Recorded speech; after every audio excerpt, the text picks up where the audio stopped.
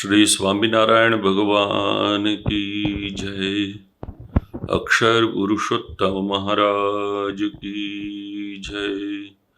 गुणादितानंद स्वामी महाराज की जय। प्रमुख स्वामी जी महाराज की जय। महंत स्वामी जी महाराज की जय। विक्रम संवत 1859 की ये बात है। भगवान स्वामीनारायण ने उस समय होली का उत्सव पंचाला गांव में किया था और बड़ी ही धूमधाम से भगवान स्वामीनारायण ने ये उत्सव मनाया था। सभी संत और हरिभक्त वहाँ पर उपस्थित हुए थे। उस समय एक दिन भगवान स्वामीनारायण ने सभी संतों को और वहाँ पर थे सभी को वहाँ की मिट्टी दी। जो पंचाला गांव की मिट्टी है, ये मिट्टी चंदन जैसी पीले कलर की है। तो ये मिट्टी देकर भगवान स्वामीनारायण ने सभी से कहा कि कल आप सभी टीका लगा के आना। अगले दिन सब अपने अपने तरीके से टीका लगा कर आए। सभी ने अलग अलग प्रकार के टीके लगाए थे, जैसे सभी ने देखे थे, या तो जिस प्रकार जिन लोगों ने कल्पना की थी अपने मन में, इस प्रकार सभी ने अलग अलग प्रकार के टीके लगाए थे। यह देखकर भगवान स्वामीनारायण ने कहा कि ये ठीक नहीं है। ऐसा कहकर उन्होंने अक्षर ब्रह्म गुणादितानंद स्वामी जी को बुलाया अपने पास, और अपने पास बुलाकर उन्होंने स्वयं गुणादितानंद स्वामी के भाल प्रदेश पर तिलक लगाया, वो पीली मिट्टी से, चंदन से, और फिर बीच में कुमकुम का चंद्रक लगाकर भगवान स्वामीनारायण ने वहां पर बताया कि देखो ये हमारे तिलक। अब यहां पर प्रसंग तो एक नई परंपरा स्थापित करने का था, जो भगवान स्वामीनारायण ने उपस्थित किया था कि सब इस प्रकार से टीका तिलक लगाए। लेकिन उस समय भगवान स्वामीनारायण कोई और एक रहस्य भी समझाना चाहते थे। उन्होंने अक्षर ब्रह्म गुणादितानंद स्वामी को दिखाकर कहा कि देखिए ये हमारे तिलक। केवल गुणादितानंद स्वामी के भाल प्रदेश पर किया हुआ तिलक ही वे नहीं दिखा रहे थे, लेकिन स्वयं गुणादितानंद स्वामी जी को दिखा रहे थे कि ये हमारे तिलक है। और फिर उन्होंने आगे बताया कि जैसे मैं भगवान हूं, वैसे ही ये गुणादितानंद स्वामी जैसे संत कोई नहीं है। वे आदर्श संत है, वे हमेशा उनके साथ हम रहते हैं। तो यह बात भगवान स्वामीनारायण ने बताई कि गुणादितानंद स्वामी जैसे संत और कोई नहीं है। भगवान स्वामीनारायण ने एक आदर्श संत परंपरा की स्थापना की थी। उन्होंने करीब 2000 जितने संत बनाए थे, जो संत नियम धर्म में दृढ़ थे, जो संत हमारे सनातन हिंदू धर्म के शास्त्रों में साधुता की जो व्याख्या बताई गई है, ये व्याख्या में संपूर्ण थे। लेकिन भगवान स्वामीनारायण ने बताया कि इन सभी संतों में जो शिरमोर थे, जो तिलक समान थे, वे थे गुणादितानंद स्वामी। कैसी थी गुणादितानंद स्वामी जी की साधुता, कैसा था उनका जीवन, कि स्वयं भगवान स्वामीनारायण ने बताया कि इनके जैसे संत और कोई नहीं है। भगवान स्वामीनारायण ने हमारी सनातन हिंदू परंपरा की जो ज्ञान परंपरा है, जो शास्त्र परंपरा है, इस सभी का निचोड़ निकालकर एक शब्द दिया, एकांतिक धर्म। एकांतिक धर्म में उन्होंने 4 अंग बताए: धर्म, ज्ञान, वैराग्य और भक्ति। उन्होंने बताया कि ये 4 अंगों को मिलाकर एकांतिक धर्म है। और जो संत ने ऐसे चारों गुणों को संपूर्ण रूप से धारण किया है, वे एकांतिक संत है। गुणादितानंद स्वामी ऐसे एकांतिक संत थे। उनके जीवन में हम ये चारों गुणों को यथार्थ रूप से देख सकते हैं। भगवान स्वामीनारायण ने जो प्रथम अंग बताया वह था धर्म। धर्म अर्थात स्वयं भगवान स्वामीनारायण ने ही इसकी व्याख्या करते हुए बताया है कि धर्मो ज्ञेय सदाचार श्रुति स्मृत्युपपादित, कि धर्म क्या है, तो जो शास्त्र में जो सदाचार बताया है वह धर्म है। सदाचार मतलब हमें कैसे आचरण करना है, कैसे आचरण नहीं करना है, इसके जो नियम है वह धर्म है। इसमें साधु के धर्म अलग है, गृहस्थ के धर्म अलग है। अक्षर ब्रह्म गुणादितानंद स्वामी साधु के जो धर्म है ये धर्म में संपूर्ण थे, जो भगवान स्वामीनारायण ने पंच व्रतों के द्वारा बताया है, निष्काम, निर्लोभ, निस्वाद, निस्नेह और निर्माण। अक्षर ब्रह्म गुणादितानंद स्वामी ये पांचों व्रतों में संपूर्ण थे। इस बात का प्रमाण सद्गुरु नित्यानंद स्वामी ने एक बार दिया था। सद्गुरु नित्यानंद स्वामी एक बार जूनागढ़ गए थे। जूनागढ़ में वे प्रतिदिन अक्षर ब्रह्म गुणादितानंद स्वामी जो कथा करते थे, कथा में उपस्थित रहते थे, और अक्षर ब्रह्म गुणादितानंद स्वामी की बातें ऐसी थी कि ये बातें सुनकर सभी आश्चर्यचकित हो जाते थे, क्योंकि उनकी बातों में सर्वप्रथम तो था स्पष्ट वक्ता, कि वह जो बात जैसी थी, जिसके जीवन में जो भी बात है स्पष्ट रूप से बता देते थे।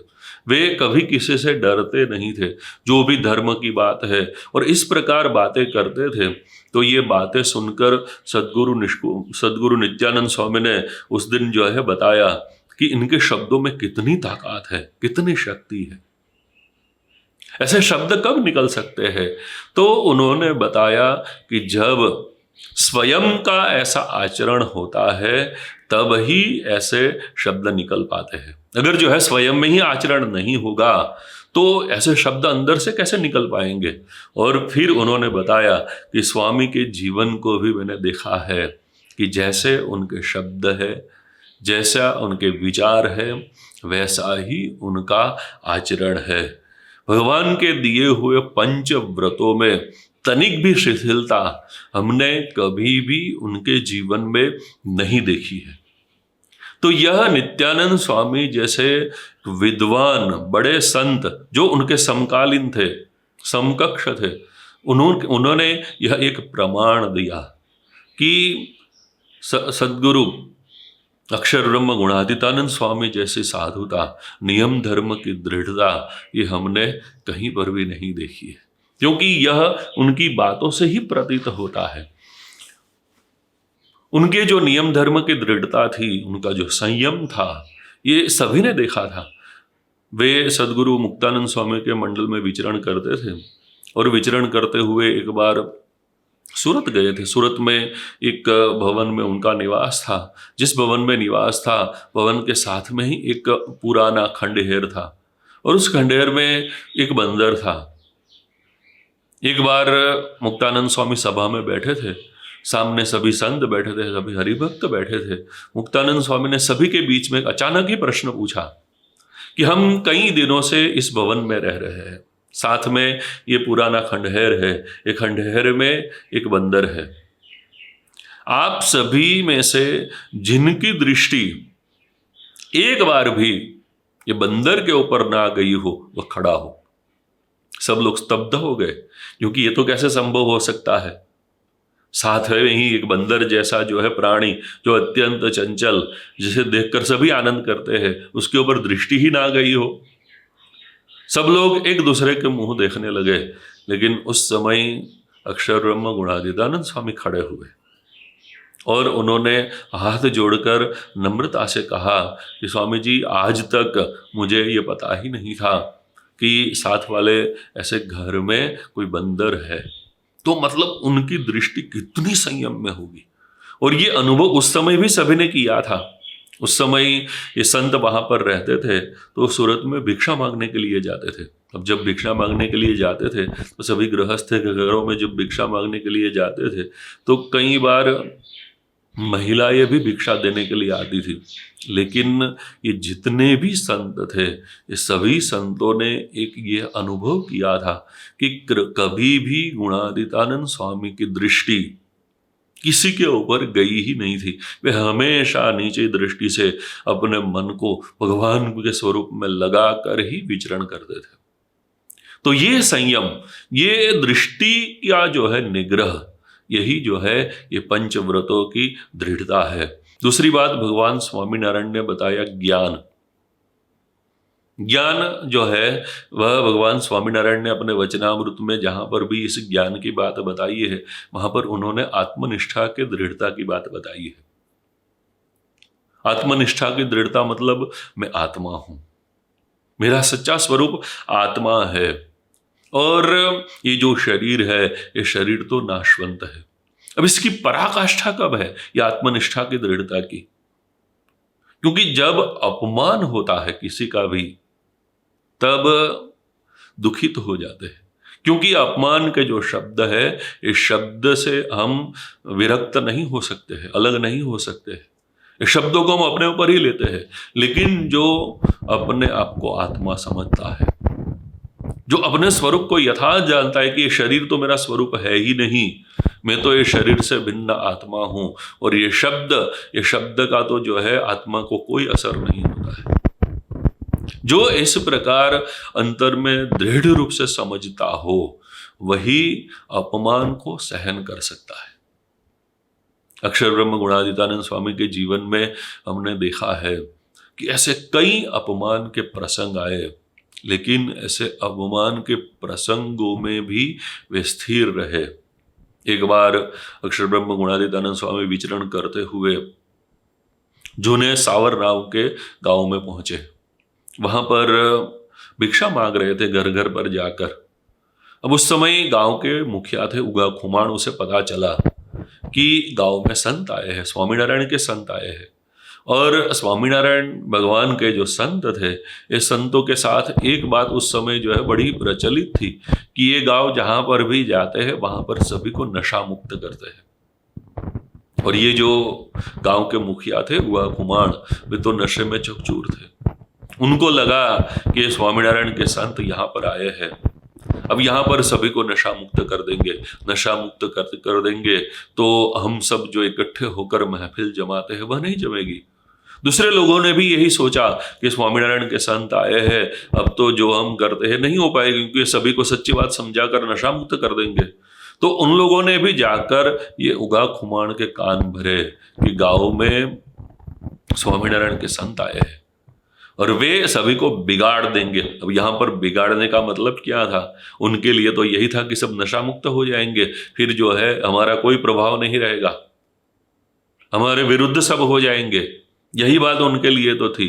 तो उगा खुमाण ने कई लोगों को भेजे और कहा कि जाओ जाकर ये संतों को मारकर गांव से बाहर भगा दो।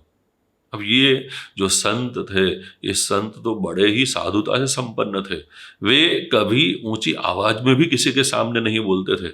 अब ऐसे संतों को इन लोगों ने जाकर डंडा मार के, पत्थर मारकर, कई लोगों ने तो गोबर भी डाला संतों के ऊपर, कीचड़ भी डाला और संतों को बाहर भगा दिए।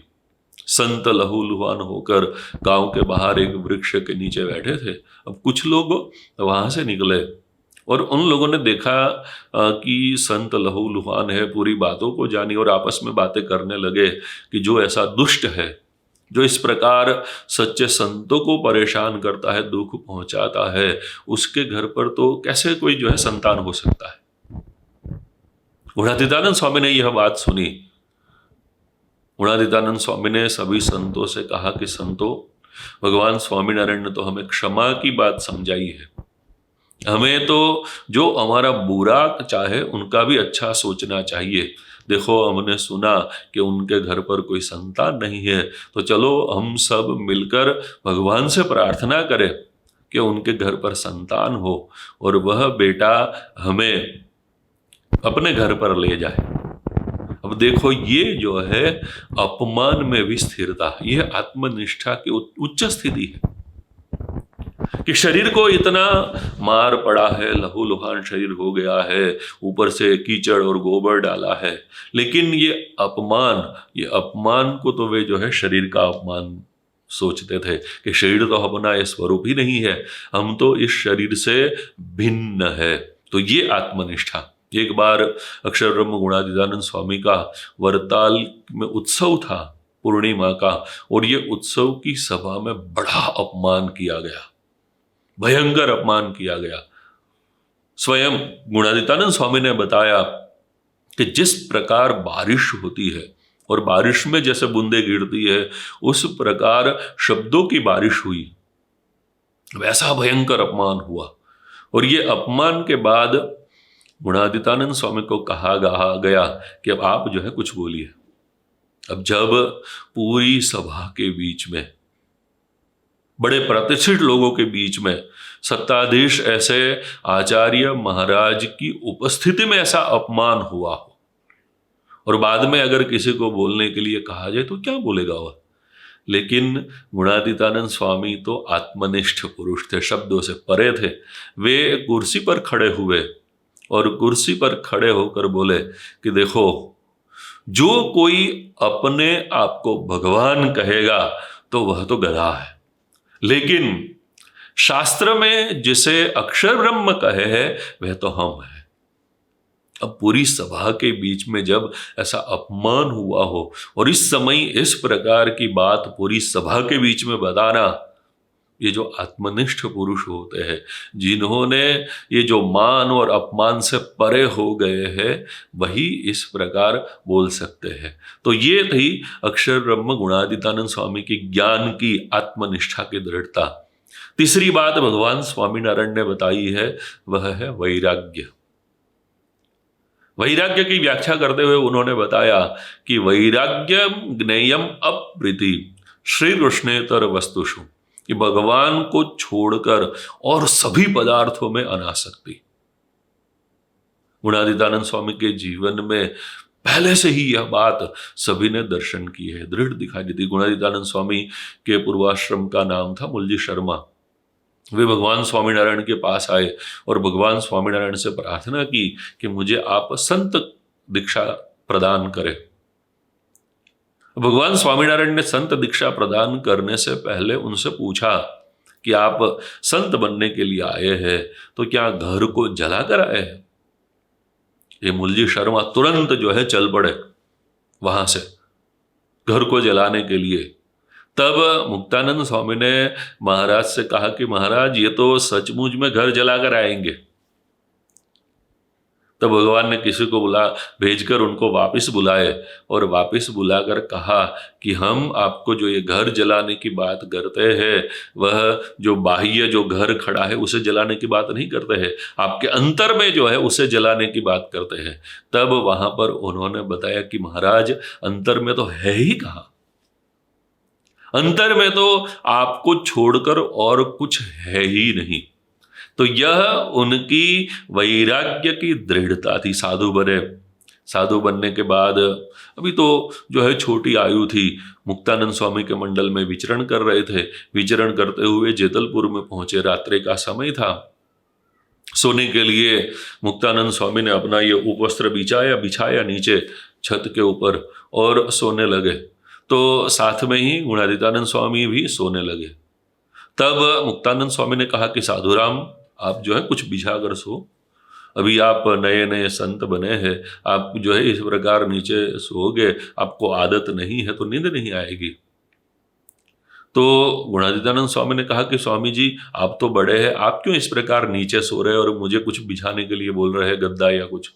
तब मुक्तानंद स्वामी ने कहा कि यह तो भगवान की आज्ञा है कि हमें जो है ऐसा कुछ बिछाना नहीं है, तो फिर आप मुझे क्यों कह रहे हैं। मुक्तानंद स्वामी ने कहा कि आप नए हैं, आदत नहीं है, नींद नहीं आएगी, इसलिए आपको कह रहे हैं। तब गुणातीतानंद स्वामी मुक्तानंद स्वामी को कहते हैं कि जैसे आपको भगवान को प्रसन्न करने की अंतर में इच्छा है, वैसे ही मुझे भी भगवान को प्रसन्न करने की इच्छा है। तो अब तो जो है भगवान की जो भी आज्ञा है, ये सभी आज्ञा में हमें दृढ़ होकर रहना है। तो यह जो है उनके त्याग वैराग्य की छटा थी। अत्यंत अपरिग्रह व्रतधारी थे वे। बाद में तो जब जूनागढ़ का मंदिर बना तो भगवान स्वामीनारायण ने उनको जूनागढ़ मंदिर के महंत बनाए। अब तो मंदिर के महंत थे, मुखिया थे, और जो भी सुविधा चाहे उस प्रकार की सुविधा, खान पान सब कुछ वे प्राप्त कर सकते थे।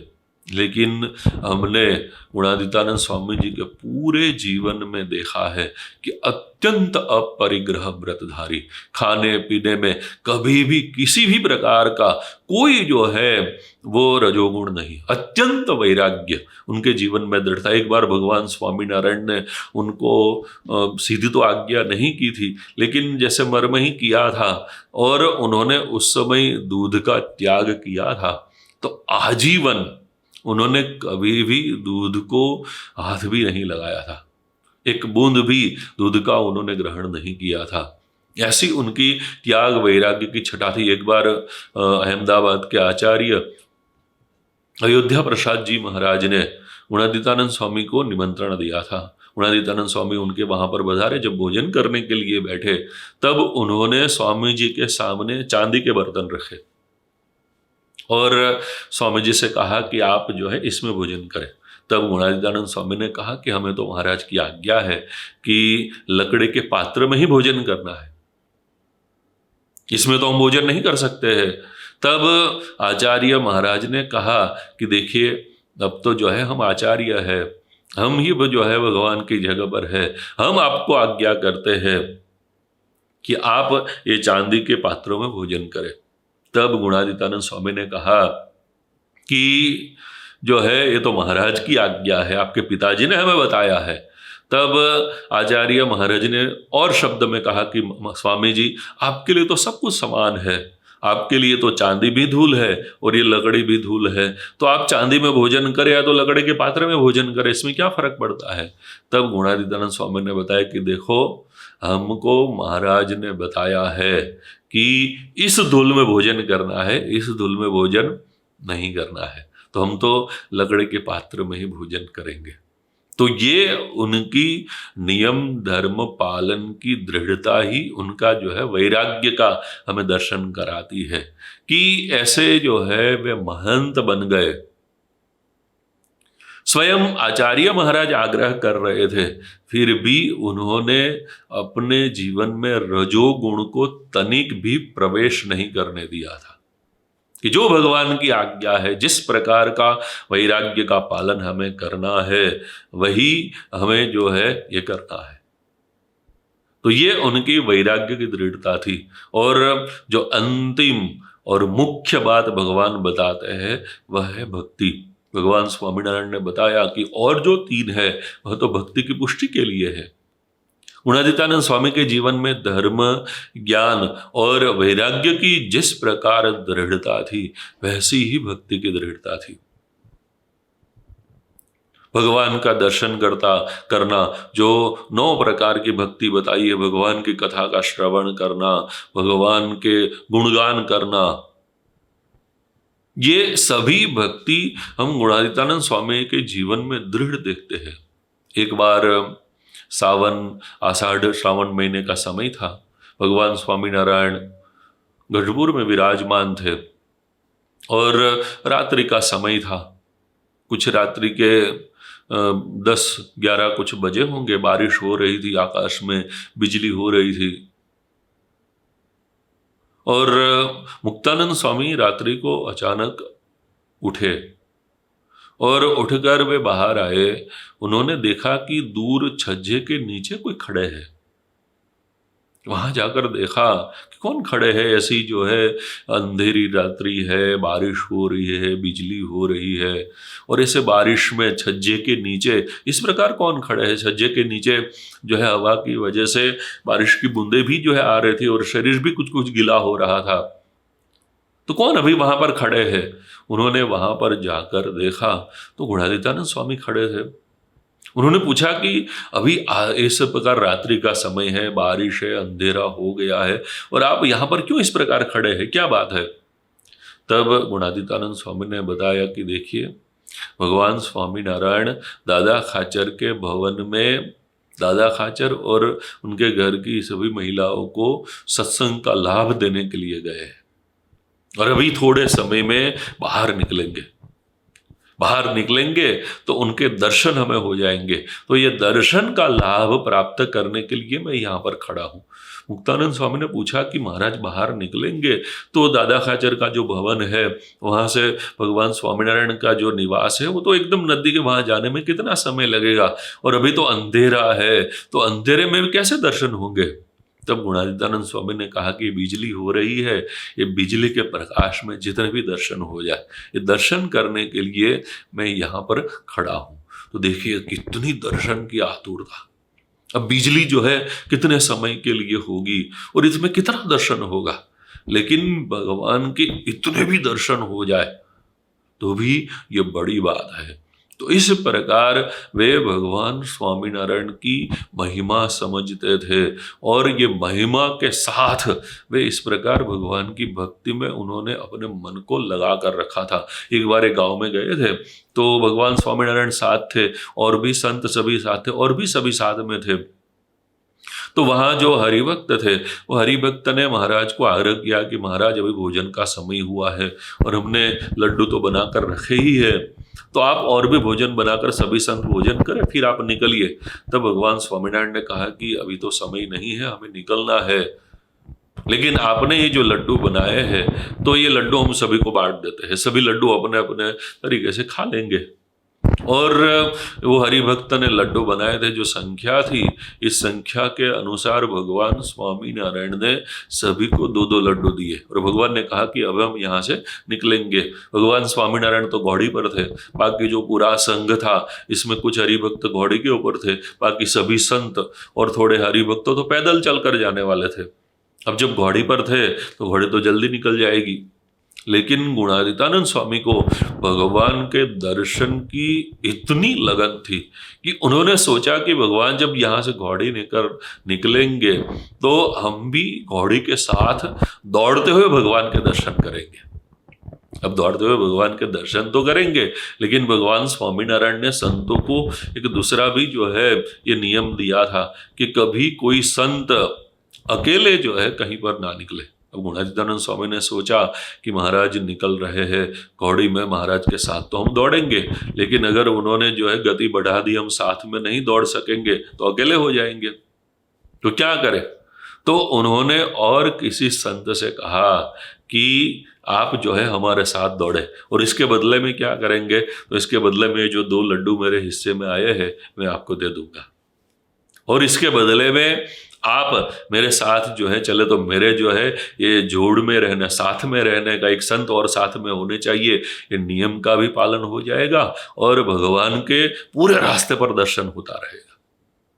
अब देखो ये विचार जो है किसे आएगा इस प्रकार कि हमें भगवान के साथ घोड़े के साथ दौड़कर दर्शन करना है।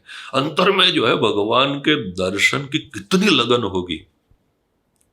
तो ये उनकी भक्ति की दृढ़ता थी। अंतर में जो है सतत भगवान मई ही उनका जीवन था। भगवान के जो है चरित्रों की स्मृति करना, यही उन्होंने अपने जीवन को बनाकर रखा था। नवधा भक्ति में ही उन्होंने अपने जीवन को लगा दिया था। भगवान की कथा वार्ता करते रहना। ऐसा जो है कहते हैं कि अक्षर ब्रह्म गुणातीतानंद स्वामी ने जब उनको जूनागढ़ मंदिर के महंत बनाए, तब उन्होंने जूनागढ़ में जैसे जो है कथा का अखाड़ा चलाया था। अखाड़ा मतलब जैसे जो है कोई मल्ल का अखाड़ा होता है, इसमें अगर हम जाए तो वहाँ पर हम जब भी जाए जो मल्ल होंगे वे जो है अपने एक्सरसाइज या तो फिर जो है प्रैक्टिस है सब करते हुए ही हमें मिलेंगे, मतलब सतत चलता ही रहेगा। तो गुणातीतानंद स्वामी ने जूनागढ़ में 8 पुराणी रखे थे और 8 पुराणी रखे थे और सभी 3-3 घंटे तक कथा करते थे, कथा पठन करते थे। मतलब 24 घंटे मंदिर में भगवान की कथा होती रहती थी और गुणातीतानंद स्वामी भी हमेशा ये कथा का लाभ प्राप्त करते रहते थे और वे स्वयं भी कथा करते रहते थे। तो ऐसी भक्ति की उनके जीवन में दृढ़ता थी, महात्म्य से अत्यंत भगवान की महिमा और भगवान के साथ जैसे जो है एक तार हो जाना। जब भगवान स्वामीनारायण का देहांत हो गया तो भगवान का अग्नि संस्कार हो गया। अग्नि संस्कार के बाद वहाँ पर लक्ष्मीवाड़ी में ही गुणातीतानंद स्वामी शौच विधि के लिए गए थे अब शौच विधि के लिए गए थे और अंतर में तो भगवान के विरह की बड़ी वेदना थी। अब वहां पर उन्होंने देखा कि खेत था, तो खेत में सिंचाई का पानी बह रहा था और वहां पर किनारे पर घास था। घास एकदम जो है प्रफुल्लित फूला फाला था और ये देखकर उनके मन में विचार आया कि जैसे देखो ये घास है, कैसा फूला फाला है, कैसा प्रफुल्लित है, क्योंकि उनका जीवन जल है और जल बह रहा है तो ये प्रफुल्लित है। हमारा जीवन तो महाराज थे, वे तो चले गए, अब क्या।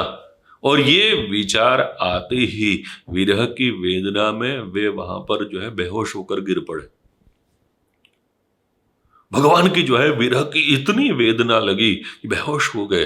तब भगवान स्वामीनारायण स्वयं वहां पर प्रकट हुए और उनको जागृत करके कहा कि आप क्यों इस प्रकार जो है विरह में व्याकुल हो रहे हैं, हम कहां पर गए हैं, हम तो आपके द्वारा हमेशा प्रकट है।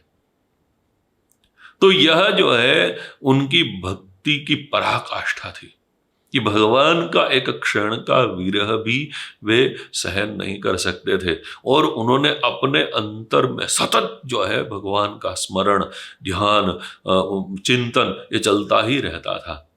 तो ऐसे ये गुणादितानंद स्वामी थे, वे जो है इस प्रकार की उनकी जो ये साधुता थी, ये साधुता कोई साधना के द्वारा प्राप्त हुई साधुता नहीं थी।